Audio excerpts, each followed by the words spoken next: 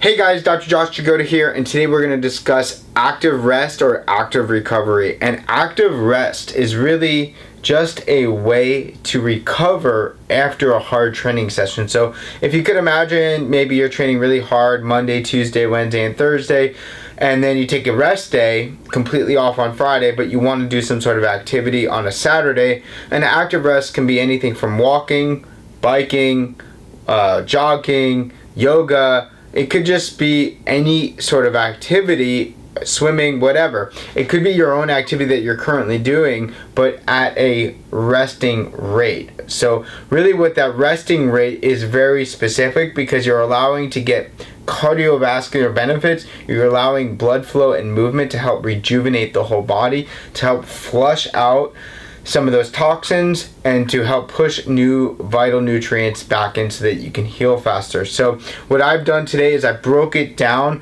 what active rest really is, like I just said, those activities.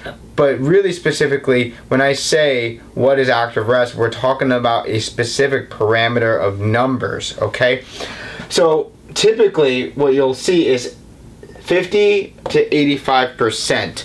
And I really don't like the 85%, because if you're at that threshold level at 85% and you don't have a heart rate monitor, or you're not really familiar of how much that is, you might push it over to 87, 88, 89%, and then you're over your active recovery period, and now you're actually training again, okay? So what I like to do is an active rest. If you're training hard, you're training properly, I think 65% is a good number. The way I got 65 personally is because I feel comfortable with it. I know how it affects me.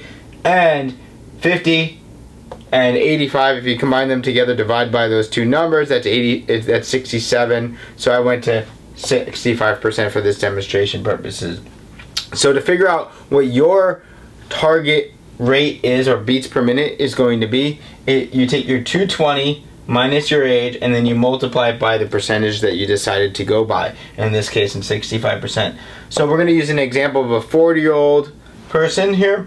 220 minus your age comes out to 180 beats.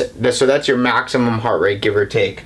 And then what we're going to do is we're going to times it by 0.65 or 65%. And in this case, we get 117 beats per minute. And so that is an active recovery period for this individual who is 40 years old right there. And it's a really good one, because if they end up getting up to 120 or 125, or even up to 128, 130, they're still not going over the 85%. So you're really at a lower risk for overtraining as well, but you still get those therapeutic benefits and those cardiovascular benefits and those physiological benefits of active recovery or active rest. So that's what active rest is. Hopefully you guys are utilizing this in your training programs. Hopefully you're also utilizing this in order to avoid overtraining and repetitive strain, because if you're doing biking, and then you're using biking as an active rest, it may have a repetitive use syndrome, and so maybe you can go to yoga, maybe you could do swimming instead, maybe you could do some sort of activity. So that's what active rest is. I like to again use 65% as my active rest, or that number, in order to figure out how many beats per minute you should be in order to reap the benefits of this active recovery. Alright guys,